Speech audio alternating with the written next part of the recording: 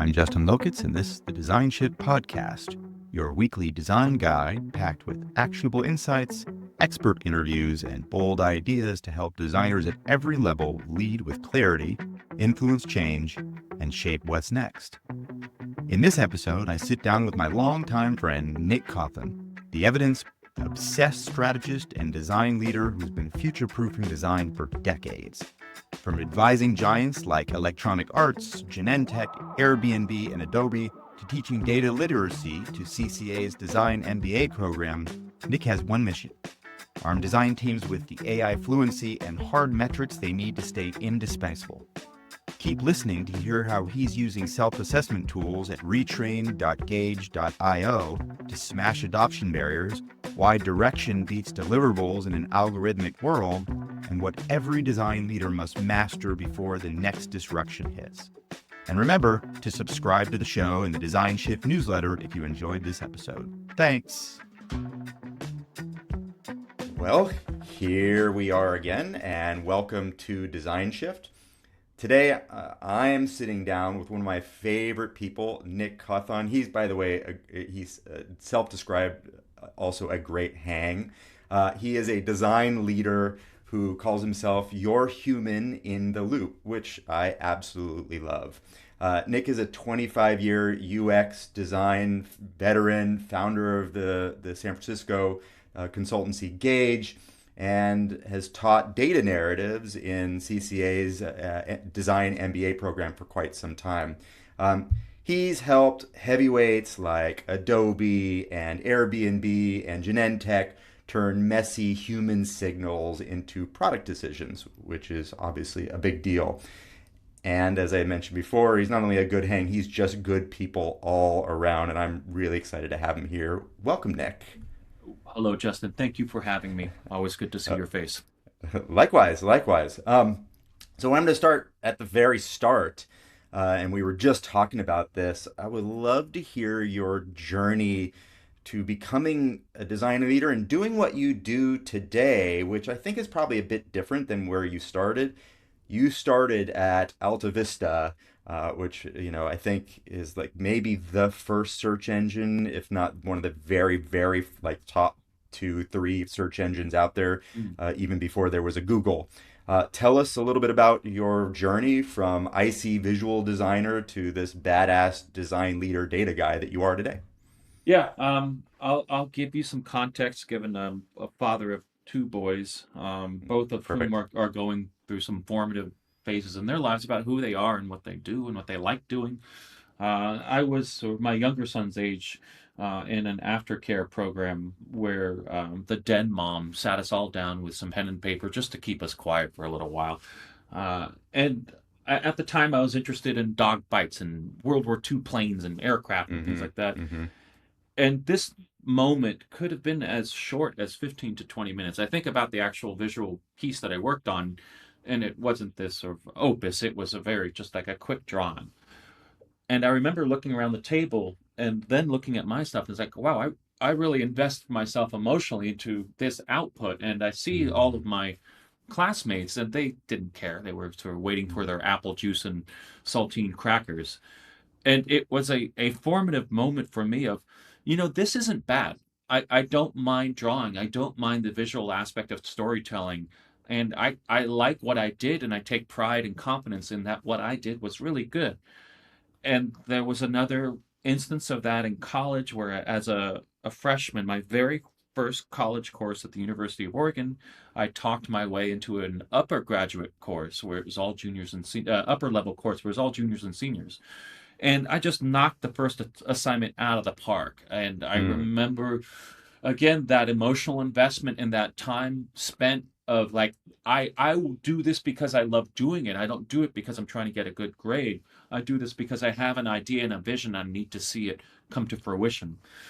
And that started me on that path. And fast forward to my first job out of college, coming back to the San Francisco Bay Area, I thought, oh, okay, there's this thing called the internet in 2000. And it's this conflux of visual art and technology. And there's not many places in the world like San Francisco that can encourage both sides of that coin. And I was just so fortunate to have that in my backyard, where as I was coming out of school was 98, and that these technology companies were seeing this rapid growth and explosion, and that it was in an area that I was versed in, and that I was privileged enough to have technology as a kid, and parents who encouraged arts. Yeah. And so I walked into AltaVista, um, with dreams of startup gold. As you had mentioned, these were days before Google, and my first project was to be the lead designer of this thing called image search, where AltaVista had the ability to search Cindy Margolis and to bring up all images of a specific keyword. And that was is an exciting time because of the possibilities and the promise, but it was also very tumultuous in that when Google came out, AltaVista became obsolete. And then Right. in March of 2001, due to the Microsoft antitrust ruling in Europe, having to decouple the browser versus the operating system, there was a huge fall in the market, and then AltaVista laid off 20% of their staff, and never got to go public because their roadshow was happening during that crash. And so Mm. that was an early point for me to say, oh, you're unemployed now. You came home from college, you shared your parents this job offer, who in their early 60s looked at their paycheck and then the paycheck you were getting and saying, you're making more money than I am, Yeah. and I'm in the last 5 years of my career. They're Yeah. educators, they made good choices in their lives. But it was the beginning of this cycle, of Hmm. full-time employment, freelancing, consulting, contracting, full-time employment, startup, fail, startup, fail, and really figuring out that balance isn't standing still. Balance are these micro adjustments to the left and the right of who you are and what you do Right. to accommodate for the shifting tides. Right. I love those micro adjustments. We talk a lot in our circles, in the same circles we live in and work in, and certainly in the design MBA about, everything is a prototype, including you. Mm-hmm. And that feels very much like what those micro adjustments are. It's like you realizing even early on, and I'm sure there were feelings that went along with being laid off and Uh, and not making a gazillion dollars. But having said that, right, these micro adjustments are really, this realization, yeah, things change. I have to change with them. This is all a prototype, and so am I. Something like that. yeah, no, absolutely. It Um, it's still happening, and yeah, it's healthy to have fear and excitement at the same time. I think Confucius said that those were the two emotions that you wanted to always accompany one another: is fear and excitement. And when you get laid off, be excited for what's next. yeah, Be afraid of it. I'm afraid of this new technology. Am I going to lose my job? But I'm also excited to learn and figure out how it's going to do. Uh, yeah. and so, I think that as designers, that definition of where are we going to be with this, given that the field is rapidly changing around us, Mm-hmm. and Mm-hmm. our proprietary workplace of design tools Mm. and workflows are being challenged to Yeah. say that no, you design community have done this wonderful job over the last 10 years of systematic thinking, style guides, pattern libraries, component design, Mm-hmm. and you've Mm-hmm. shared this out in the world for our models to train themselves on. Mm. And now, because of that hard work that you've done, anybody with a few keystrokes can go assemble a carousel, a landing page, anything like Right. that without your help, because you've proven it that it this is the way that we on Right. on this screens want to see the information. Early days of design, it was much more subjective, where Justin had a way of style and communication that Nick Yeah. had a completely different interpretation of. But that's standardized and really narrowed to say, you know, all sites are going to look alike now. Is it, okay, that's a great debate to have too, right? I was literally just yesterday having a similar conversation with another design leader about this idea of, he also has an agency, and he and like his co-founder are using Replit, right? So this is a bit of a vibe coding plus real coding tool. He's doing it mostly with the vibe coding version, and he's a designer at a design agency, And he's like, yeah, we don't really have to design much because it's pulling in Tailwind libraries and other things that pretty much have all of those systems in it. And the conversation that we're having now here as well is, okay, the pendulum has swung pretty far towards these design systems, and perhaps away from this version of subjectivity, taste. Hmm. I think we talk a lot about taste in design as well. Yeah. Has it swung too far? It has like this systems thinking, or this, this process Tailwind and all these other libraries and systems. Have they sort of removed some of the originality from this? Where are we going? Yeah, it's always been the artifact, right? Design has always been the end point. Everything Yeah. building up to getting there, I think there is a lot of room for originality. And these are one of the core Mm-hmm. attributes of user experience, of design thinking, of facilitation, is that Yeah. how do we ensure that that artifact is the right one? This won't be the last metaphor that I use during this conversation, but it it will be the one that I draw back to, is that we've all been given these electric bicycles to say, hey, if you want to get to the end as fast as you can, boom, you're now working at a velocity and speed that is superhuman. That feeling of first time getting on Mm. a bike, especially the ones that aren't pedal assist, that you can hit the throttle down and Right. go above Right. 27 miles an hour. Uh, those are this feeling of like I can get from thought to artifact very quickly. Where design, and I'll go back to your early point of like that definition of that pendulum starts to facilitate, is that to ensure the direction that the bicycle goes in is the right one. It's to ensure Mm. that where we arrived meets all standards and meets all requirements. And those are things we've been doing for decades and years. It's not Mm. necessarily that artifact anymore. It's the facilitation in building up to that artifact to Mm. ensure that the direction and the velocity that we're going in lends itself to success.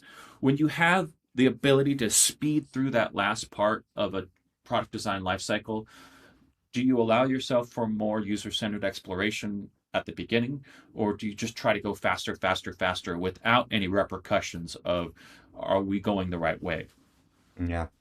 Yeah, it's interesting. I mean, it sort of even begs the question, and this is a bit heady, but I ask everyone this a similar question, which is, what is design then, right? We're in 2025, I Yeah, think, right? Yeah, yeah. we're 2025. What is design? What does design mean to you? You call yourself human in the loop, Mm, right? And I think understanding that not all design these days is even human. I mean, yep. there's some human in there, but what is design and what is human in the loop then to you today? Yeah, yeah. It goes into behavioral psychology more than ever, and Mm. to keep throwing back references to how old I am. Not UX. as old as me, by the way. Not as old as me. I don't know. We'll see. Um, the the advent of UX really came about so with the introduction of mobile phones and Mm-hmm. Apple's notion of it just works, and Mm-hmm. UI was commoditized very quickly when Google Material Design and Project Kennedy said, these interfaces that subjectively independent developers are putting on these devices, just follow the standard, the cookie cutter of here's what a button looks like and here's that. And Apple did the same thing.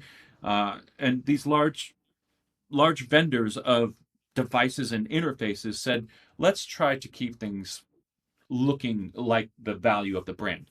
At the Mm-hmm. same time, a overseas workforce through platforms like Guru or Upwork, or you could find somebody to do UI pretty easily. And so wireframes could then get turned into interfaces without that notion of subjectivity and quote art in air quotes.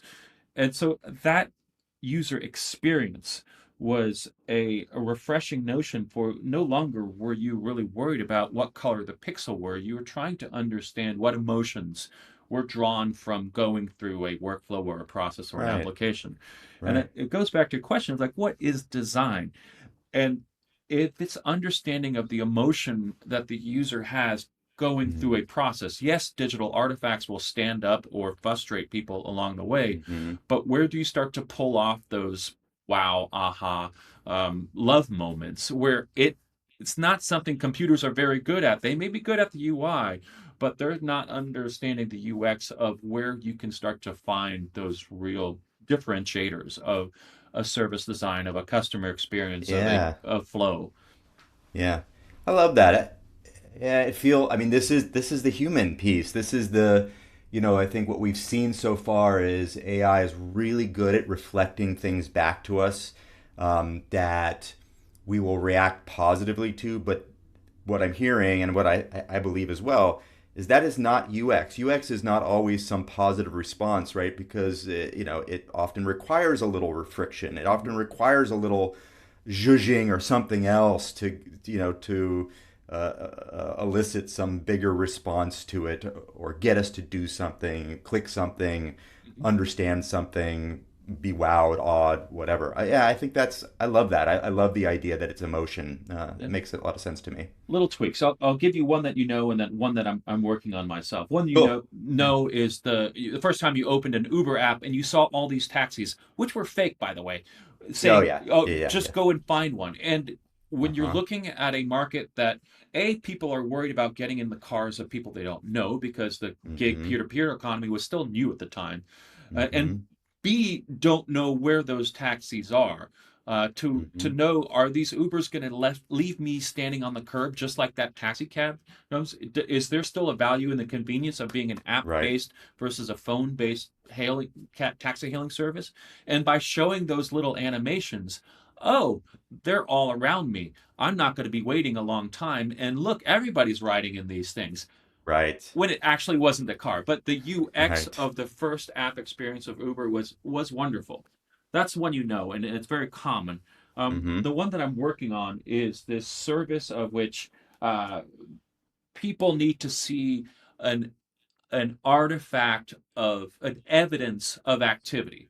Now, the system of which I'm designing will have activity on a daily basis, where Mm-hmm. at the end of the day, it'll tabulate everything. But the integration that the user goes through the first time they see this experience needs to show them that the activity is happening in real time because it's tracking and clocking. And so when they come into that, there will be that Uber experience of once they hit authenticate and go, there's a Mm. counter that's happening and there's something that's running. Whereas really in the background, it will tabulate on a nightly basis just because the through rate or the rate limiting of calling external services all the time for every client for every platform is not feasible. But to do Right. that once a day at the end in the background is something that is going to be the reality. So it's making those nuances of, oh, it's really working. I pressed that button and I saw something Yeah. awesome. I think those are the kinds of points of experience that algorithms don't necessarily know to stop and think about and consider what would somebody feel like when they came into the room, or what would somebody Y- feel like if they Yeah. sat down at the table. Yeah. Yeah. It makes a ton of sense. I mean, let's go a little deeper then. Um, what we're talking about here is are humans studying humans and injecting emotion, designing it maybe not injecting, designing for some emotional response, including the okay, yeah, great. I feel safe, I feel covered. There are Ubers, or I can understand. Oh, great, the numbers are here. Hmm. All I need to do is wait for these numbers, whatever that is. This you've also I think you've warned against using this idea in AI of synthetic Mm. users to test to study. What shouldn't be automated when we're using AI and we're looking for lots of data?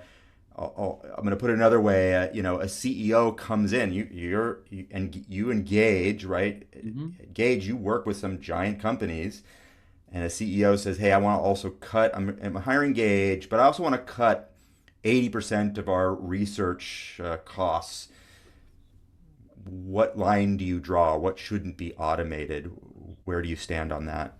I'll give you the Airbnb scenario where one of their verticals wasn't performing very well. It was the private Mm-hmm. rooms where a private rooms were immune to regulation because if you want somebody in your house, that's Yeah, you're fine. But when you sure. just empty the house and then try to put the house on the market, that's when homeowner associations and condo developers get a little worrisome. So they were seeing that flat line, and people weren't renting rooms anymore.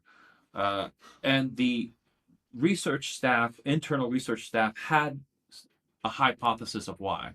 They had Mm-hmm. several of them, and they had keywords that represented that hypothesis. One was kitchen access. The other one was sort of workers, people who are doing it for business. And so they were keywords that represented each of them. And our job was to go in and look at positivity and negativity as it related to reviews for private room stays. And Right. to the tune of 40 million reviews that had either 5 stars of it was positive, or less than 5 stars of maybe it wasn't positive. Yeah. And one can't go into 40 million reviews and just say, let me just pull some things out. Right. You have to have an idea that's based upon some strategy that is through in-depth conversations. And through that, we were able to segment location and access and host and all of the hypotheses, and start to see discrepancies between how people talked about their host Mm. in 5 star reviews versus less than 5 stars reviews. And then from that, make recommendations to the host guidelines of, hey, make sure that you find common ground in different areas when somebody comes in, and you have definitions of this, that, and the other. Give you just an example of that takeaway. But all that was predicated with these theories are coming from in-depth interviews with human beings, Mm-hmm. versus we just ran 40 million through an algorithm and ta-da, here's what it came up with. Is that A, that wouldn't have been possible given the variance of data, and B, that there was just a need to be able to relate it back to real human beings. And so you're hearing a theme coming up with, is that importance of behavioral sciences as it relates to strategic design decisions. And Mm-hmm. and I think that's where UI and UX really deviated, is that some fell in love with the craft, and some fell in love with the pixel perfect and the systematic Mm-hmm. thinking and the design, and some said, okay, well, let's go up the food chain a little bit and try to understand what it is we need to design it. You're familiar with the double diamond approach of, Mm-hmm. making sure you design things right. Um, Mm-hmm. and that, I think that's going to be one of the core skills that people coming through the program, people coming into the job market, really need to adopt. Qualitative research skills, even basic understanding of data that comes out of them, um, survey design, things like that, where you're able to defend the need to talk to human beings, CEO. Mm-hmm. If you want to cut research costs in the transcription, like we're using a tool that will do that all for us, yeah, we can certainly improve our efficiency and improve our scale, but we can never substitute our process. Yeah. It makes total sense. You know, you also, I'm making an assumption here. You were handed 40 million, I think it was 40 million, Mhm. 40 million reviews. That's a lot. You were handed 40 million reviews. How did you go about the quant part of that, right? Okay, you ran some surveys, you had real human insight from, and that created qual for you. Mhm. And, if I'm at Airbnb, I'm like, yeah, great. These are awesome quotes. I can see what you did with your survey. What happened with our 40 million reviews? How do you chunk through those and then, in the same breath, create some kind of quant that then matches what, the qual is saying? Yeah, the processing, it was always the hard part. Removing pronouns, names, Oh, yeah. and keywords, Yeah. um, and then looking at it in dimensions that match the hypotheses. For hierarchy, Mm, um, when people would use location, their sentences would branch off to how they were using that word in the context of a string of text, much like a language model is supposed to try to mm-hmm, know which word comes next. We were doing the same thing with specific keywords to say, as we talk about the host, or as we talk about the location or the kitchen or the pets or whatever, we're using these words with hierarchy, and mm, frequency, and you're able to see and branch different visualizations to say, when I compare how people talk about location in positive reviews versus negative reviews, you see these branches are much stronger because they're speaking positively about that keyword in this context and negatively or not so positive in that context. And so it's a way of quanting the qual. The same thing's true with sentiment analysis, where you can take those keywords or all keywords found in a subset of Mm-hmm. reviews by demographic. We removed all personally identifiable information, but we had, is it work or is it personal? Is it male or female or none of the above? Are they a super host or a one-time host? Like some basic comparisons of who was submitting the reviews, and then Yeah. looking at frequency of use versus assess sentiment, where if people Yeah. were talking negatively about pets and these kinds of reviews, business owners would always talk about Wi-Fi. Of it was the number one reason why I didn't like staying there is because they had shitty Wi-Fi. And Yeah. you could see those keywords come up on especially mail, especially business reviews of the thing that will lead to a bad stay is that the Wi-Fi wasn't great. So again, it's a ways of taking things that are normally imperceptible. The CEO and the knife cutting.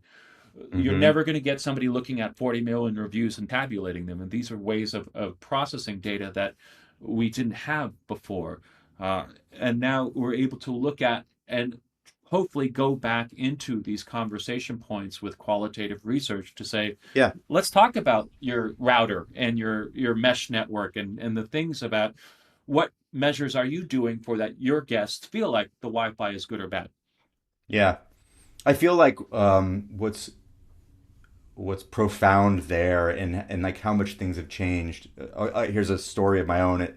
Back in this would have been 2009 to 2010. I was working at Autodesk, and I had an AutoCAD product. So if anyone doesn't know what AutoCAD, it's basically the computer aided design product that everyone uses that sort of started the whole thing with a UI that you can move lines and other things around. I am not an AutoCAD user. I was a senior product manager running a product that I really didn't know how to use. But I'm also a designer, and we were looking for ways to understand what were people really doing, what was their intent when they opened the product, and we had similarly millions and millions and millions of interactions because we had this is desktop software. Yep. We'd instrumented every single click and button and movement of the mouse and everything else, and we hired someone to do k-means clustering on it all, Mm-hmm. to come up with, like, yeah, okay, generally speaking, some people are just opening it to print something, some people are opening it to draft something, and and here's five, seven other, I think we had seven, right? Here's five other personas, sort of based on their general usage. That was a long time ago, and that's math. That's Yep. k-means clustering. It's Yep. just math. Yep. AI has come around, and what you're talking about is similar, except now I think we're talking about AI. I mean, I think what we're talking about is AI and natural language processing and stuff like that has changed the game, has turned this into something where, yes, you still do qual and you're speaking with real humans. You're also, then doing sentiment analysis on big, deep data sets. Is this requiring AI then to do a lot of this work? And then what it is AI then shaving off some of the time? Is it doing work for you in ways that maybe I wasn't able to do before? Maybe just I just would love you to qualify or quantify that for me. Yeah. I think every time you come into a workflow, and the beautiful thing about design school, and by the way, I'm a CCA graduate as well as an Yeah, instructor. love it. And the thing that solidified, I mentioned a couple sort of very monumental moments in my career, Mm-hmm. but Mm-hmm. design school or going to a design centric program was not so much about the tools. It was really about the defensibility of the work. Standing up, Mm. we used to have foam core boards, 8 by 4 foot foam core boards, and the classes were put your work up, stand in front of it, talk about it, defend it. And that was a very hardening of steel of like, okay, when you present visually, you better Hmm. know what you did there. The worst thing you could say is I don't know, or well, have no justification for why this was the way. The second aspect about it was that every art project was up to you of how you wanted to do it. And that was a wonderful, liberating part of my career where I can use any tool I want to, provided I get to the answer, the deliverable, the presentation. I've got one that just came across my desk this week. It's in a topic that I know very little about, and It's I'm my at that's my favorite kind of topic, by the way. Yeah. it's working with a client who is all in and transferring time and wealth into a topic he cares very much about. Mm. And the wonderful role of the consultant is it's like a stand-up comedian who's doing improv versus a character actor who has to really understand what this character would do. As somebody who's an improvisational artist, they've got to make it up as best as they can. And so as a consultant, I need to go from 0 to 60 on a topic I know very little about. And my first step is to say, okay, let's train a language model. Go and get every article you can, every book you can, put it all in a PDF form, and start to train Mm. a model on this topic. And so, one of the asks or requests for my consultancy is data visualization, is articles that explain the data, is to start to become a publication platform for my client to then go and repurpose however they see fit. And, okay, how would I do that 10 years ago? I would sit there and I would read for a week and try to like really get myself into some form of opinion or understanding of this topic. And now the last 3 days have been training a model by downloading 200 pieces of work from the web and beginning a conversation with Mm. what I'm hearing my client wants to go into this secondary aspect or this perspective. Where do you see? And oh, by the way, give me stats. Reference all of the statistics within these documents so that I can then show a visual, a data narrative around some of the topics that we're expanding upon. That's AI to me. It's like Yeah. you need to get there. How would I do it normally? I would download the PDFs, put them into a folder on Google Drive, and just go and print them out and read them. Or Yeah. instead of putting them in a folder, I'll put them in a language model and I'll start to train that model as to a conversation that I want to have more information about. So it goes back to the Airbnb example was in 2019. Uh, Mm. Odd time for us, but it was all open source models from most of them Hmm. out of Stanford, those natural language tools. Um, Hmm. and it was before we started using that buzzword of AI and that notion of ability to process data in ways that we hadn't normally thought of before.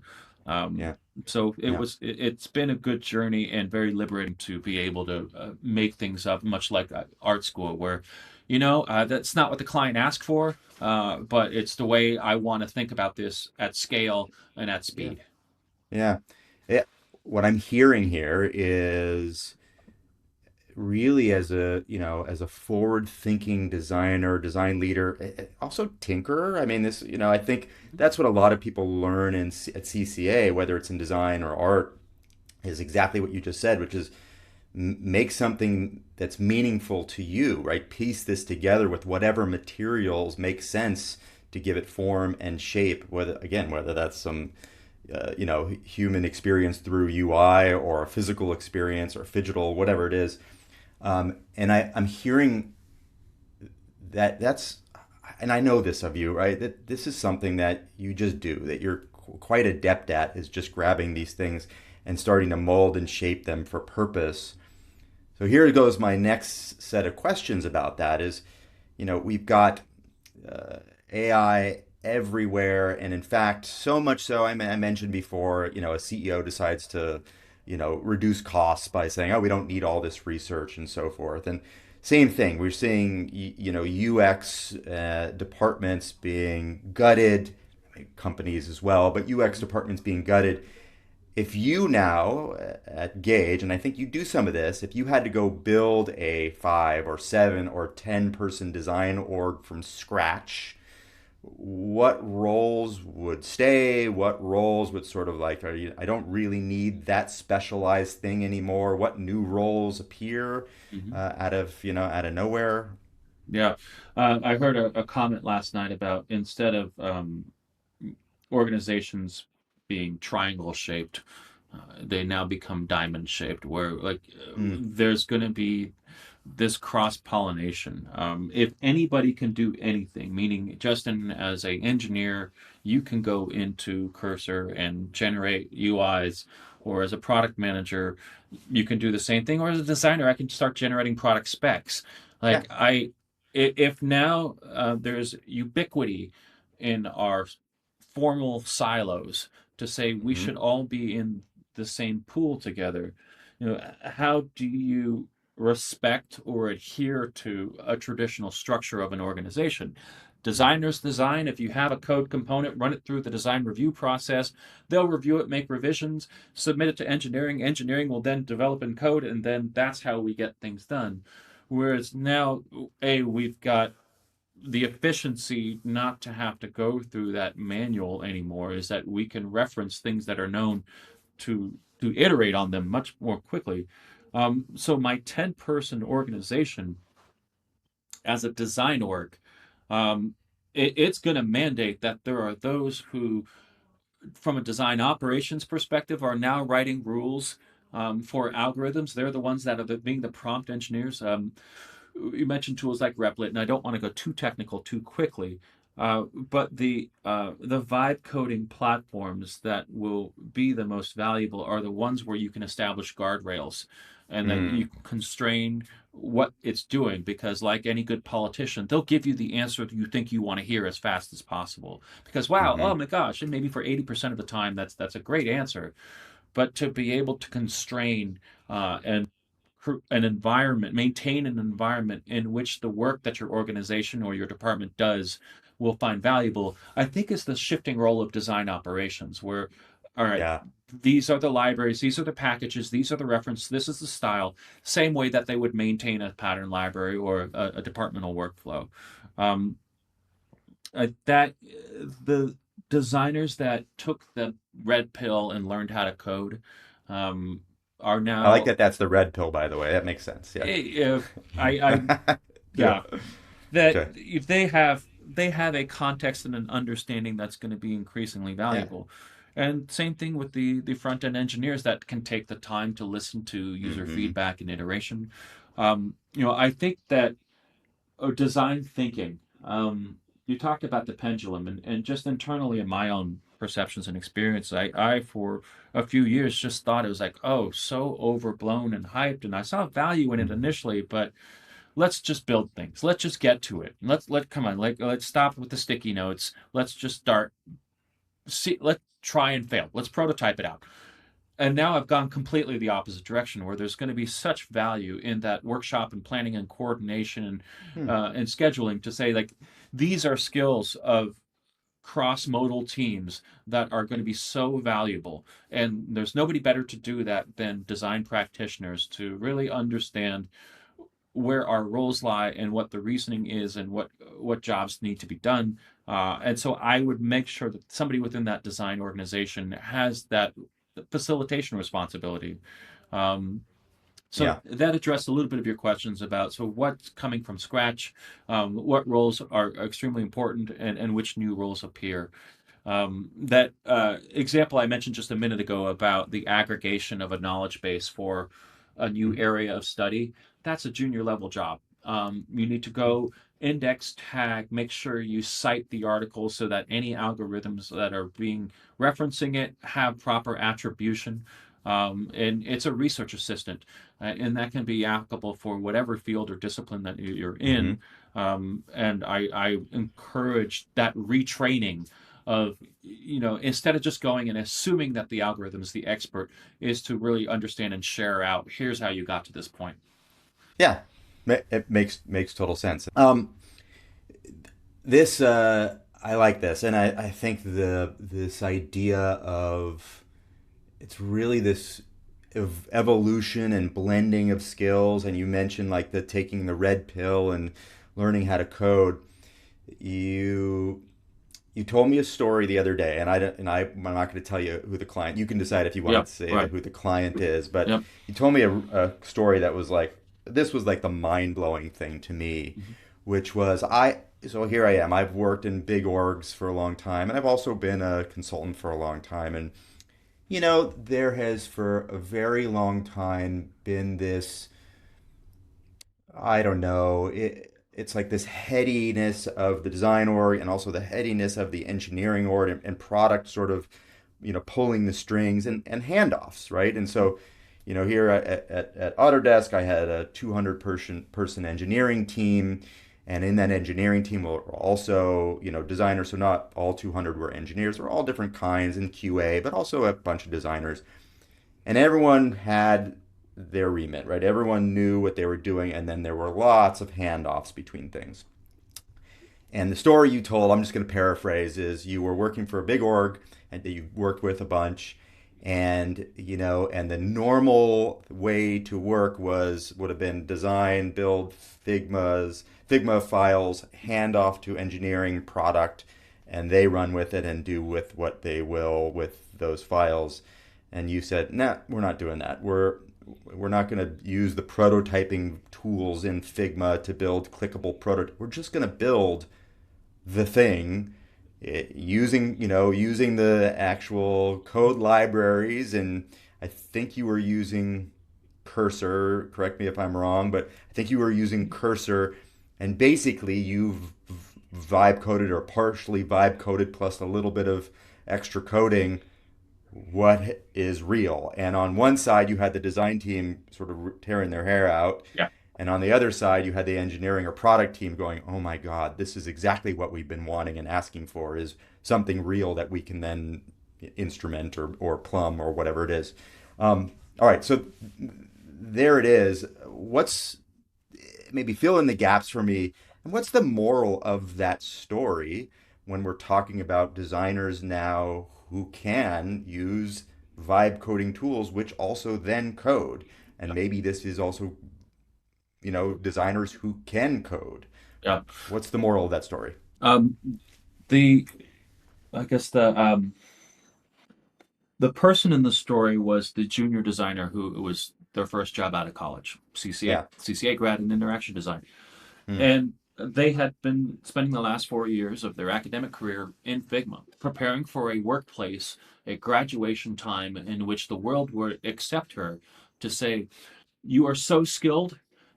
We know you know it all. Like you're so good at this. Yeah. Now Yeah. go and get it and put these skills to use." Yeah, I apologized to her several times along the way, um, because like within 2 weeks of coming onto this 6 month engagement, I was like, we can't use this tool anymore because Yeah. we Yeah. are a returning engagement with a client that we failed last time. And the failure was in that we delivered the end all be all Figma deliverable to a team that didn't have the budget, the priority, the resources, the Mm. capability to implement it. So, as an architect, we built a house that was going to fall over. And unfortunately, we came back in and we saw the mess that was made of our last deliverable. And so I communicated to this young designers that we're not going to make that same mistake twice. We're Mm. going to go headlong into some of these generative tools. I take exception with vibe coding. I think that term suggests a looseness of Oh, interpretation and yeah. abstraction. And this is coming from a bleach blonde Californian.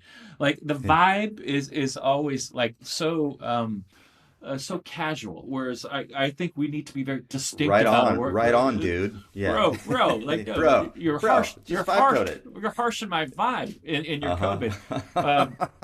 so we went through what we needed to do was provide the development team who would be receiving this deliverable in 6 months' time with as Hmm. small of a gap as possible. And Figma is wonderful in many things, but in terms of an output of a code base or even a prototype, it doesn't feel like the web. It feels like an image map, like the InVisions and the Yeah. like. It's horrible.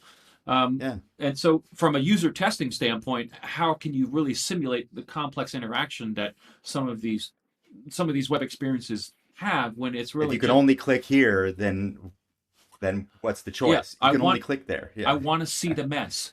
Um, Yeah.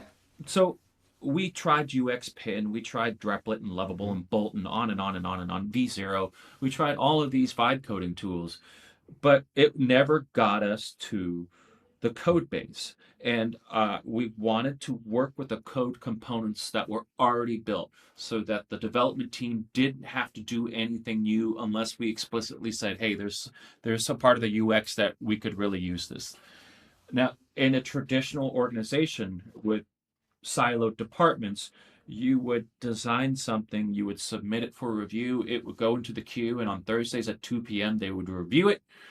They would decide whether or not you want to send it back for revisions, or they would put it in the queue for the development team who was overtaxed to begin with to eventually get to integrate into Storybook and their 1.14 version of React and Tailwind and whatever it might be. By having access to the code component library by way of our internal email addresses and the GitHub repository that contained them, Yeah. we could Yeah. train a model to say, here are the libraries, don't install any third party, lock down your package.json, and then any UI that, in this case, Cursor, would generate has to follow the standards and the syntax and live within this world.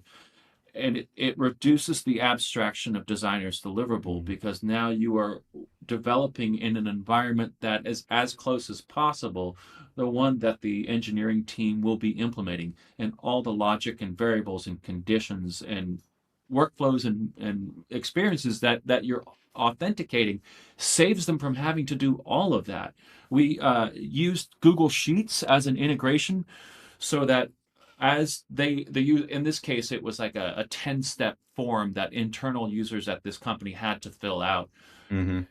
and we wanted to be responsible about the data that we're using. So each of the 10 steps was a different tab in a Google Sheet using a unique Sure. identifier, and making sure that we were mapping all the fields correctly and that we were treating the data and understanding where it fell over and where it exceeded boundaries. And so that understanding of the quantitative aspect of data governance, bringing into your prototype and your application.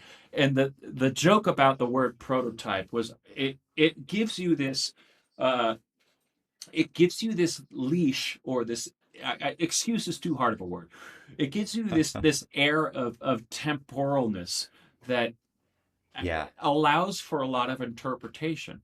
Where, Yeah. oh, it's just a prototype, like, It's that's a all. throwaway. Yeah, oh, yeah, just throw away. Oh, by the way, Yeah. I'll cut to the end of what I thought was a training exercise, but turned out to be a handoff.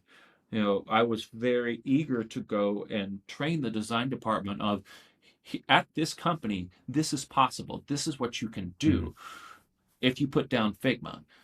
And it was with a VP of design who had come from a brand and marketing background. So the portfolio looked great, but the understanding of product was not great.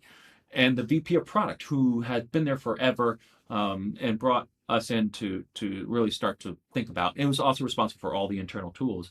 And then their number twos and threes underneath them in their various departments.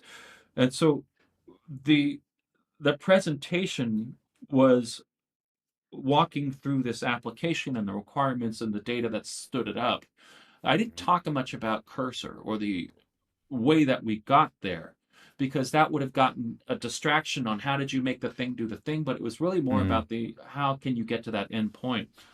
And the product team was just smiling and laughing, and the design team was just scratching their heads of like, where's the Figma in all of this? It's like, no, we're going from the requirements, and then we're using the library components, and then we're authoring the Yeah. prototypes from there.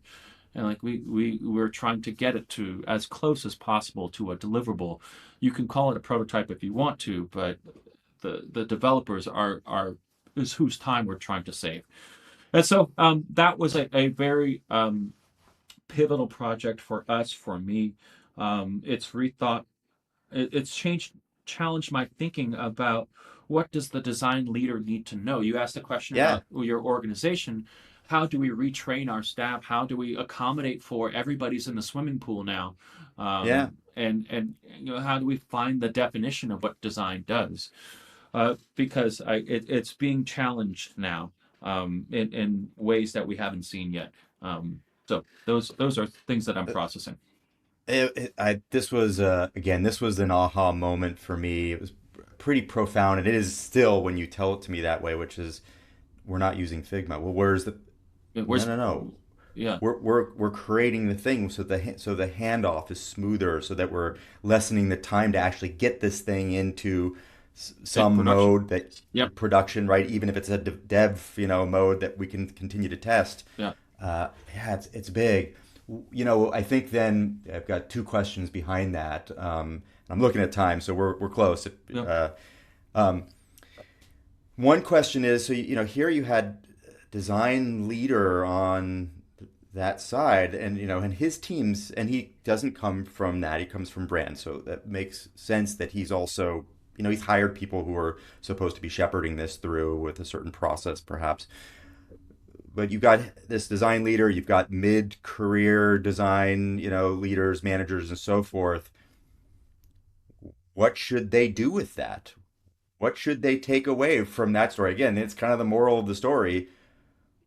What would you say to them now? I mean, you kind of said it, like there's no Figma here. Yeah. Uh, yeah, what should they do so they don't lose their job? Yeah. Wholesale gone with that. What should they be doing? Yeah. When the lingua franca becomes extinct, who do you talk to? Yeah, who do you talk to? You Yeah. find somebody within your organization that can help guide you through that process, whether that be establishing a formal mentorship program with maybe the Yeah. engineering team that have been given keys to this engine as design. Maybe you use it in Mm-hmm. demos and hackathons, but you don't get to use it in production workflow. But there is somebody within your organization that are, are using these tools. Like, hey, that's a relationship between, I know for years we as designers have been constrained in the resources that we can offer you. The tables have turned. Is like now we need engineers to pair with. And in all honesty, Justin, that story is only possible because I took 20% of our budget for that project and I spent it on a front end engineer behind the scenes who made sure Mm-hmm. that the version control was correct, that the Mm-hmm. package.json was the way it needed to be, who made sure that that front end environment for that the deliverable was in a place that it needed to be. So it lends itself to collaboration more now than ever, and I think that can be comfortable for some people, and that can be uncomfortable. Though finding those superpower buddies, the Justice League of design and development, is going to be a mandate for design leaders to say, talk to product and say, hey, in order to facilitate you better, we're going to need to pair, and that the Yeah. outcome can be so. Going back to those notions of pair design, Yeah. that I think those are things that have persisted. Yeah, that's great. I mean, here we, also it's been decades that we're talking about it was paired coding, right? Hmm. So one person's sitting over the shoulder of another person, and actually increase the efficiency of just writing code. Yeah, You wouldn't think it because here's one, a backseat driver, but it turns out no, it actually it created better efficiencies and creating better code. And it sounds like something very similar, which is there no more throwing something over the wall to someone and hand then up. Yeah, having yeah, handoff, having arguments about what can and can't be done. yeah. No, you can create. That's big. Almost last question. Okay, so let's go all the way back to AltaVista, and Mm, just prior to our AltaVista, you're in your early 20s, 21, 22, whatever it is. You're entering design. You know that this is something you want to do. What's the learning plan that you would follow, that you'd give yourself? Courses, subject material, metrics. What are you telling yourself to go learn? yeah. I would try and fail as much and as fast as possible. Yeah, It's nice if it's a paid gig, sure. um, but one of the things that I consider a benefit of being in a startup scene is that if you want that work experience to come fast and at a very quick cadence, startups try fail, startup try fail, start Mm-hmm. and see what you can get off the ground. uh, I had a conversation with somebody about the rungs of a ladder, where how do you go from junior to mid to senior to Mm-hmm. director, Mm-hmm. and that what does AI do with that? And we talked about organizational structure, shapes, and things like that, but there's no reason that with these acquired skills of a learning plan is that somebody can't put on a jetpack and jetpack to the roof rather than take the ladder. Yeah. Um, Yeah. so, so that 3-year plan would be to expose myself to as many different progressive work environments that is going to reject some of the larger companies who aren't moving as fast as they would like, but go Mm. into some of the startups who will be more chaotic and more stressful, but you're going to iterate faster. Um, and to courses, I think Maven is wonderful. There's a Yeah. series of lightning talks where you can just go and hear somebody talk for an hour about their workflow and their concept. That's a great sort of side conversation to have when you're doing work that may be a little bit more tedious. Um, and side projects are the curiosity of, I'm interested, I want to tinker, I want to Mm. see where the boundaries of my knowledge can be pushed a little bit more.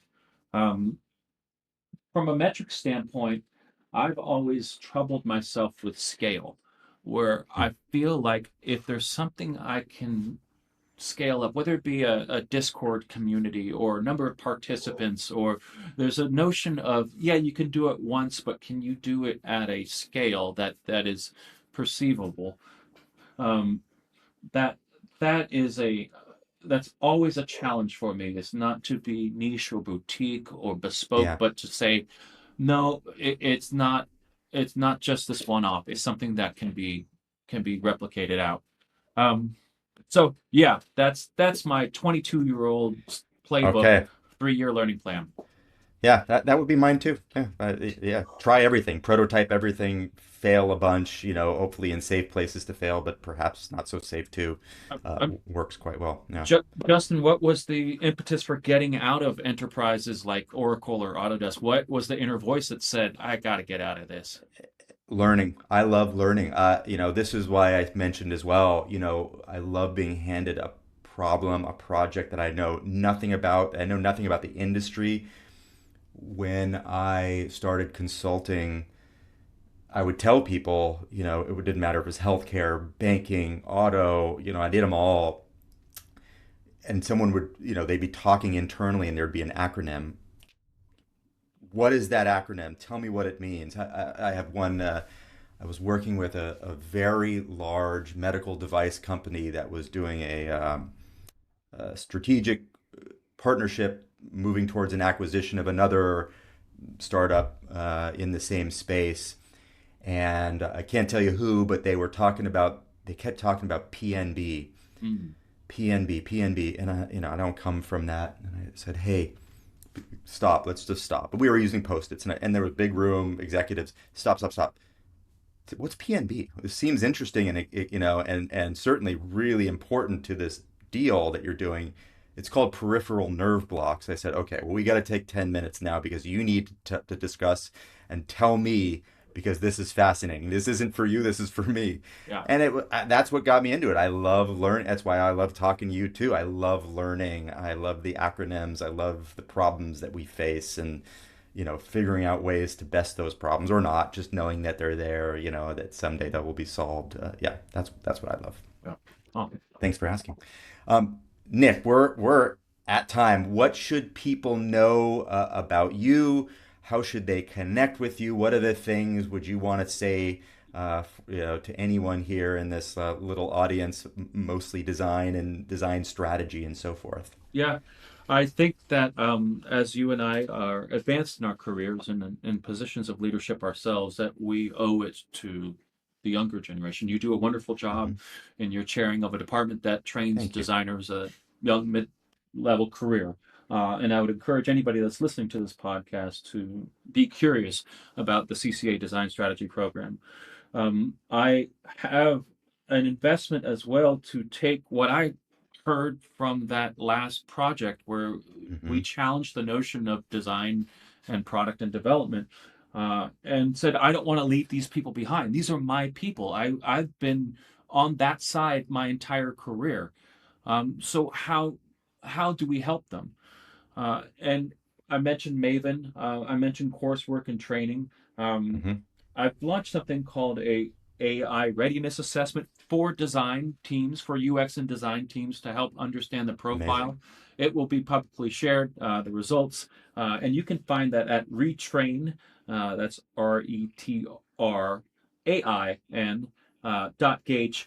.gauge.io, Hmm. retrain.gauge.io. And so that is an assessment for you to figure out where your organization might be in Hmm. comparison to those of similar size, of those of similar industries, and start to pull out some of the findings of here are the blockers in place, here are some of the advantages that you might see, and with the hopes that we can start some reskilling of designers that are not going to be in Figma for much longer, or some UX research teams that are trying to see the efficiencies of these new skills.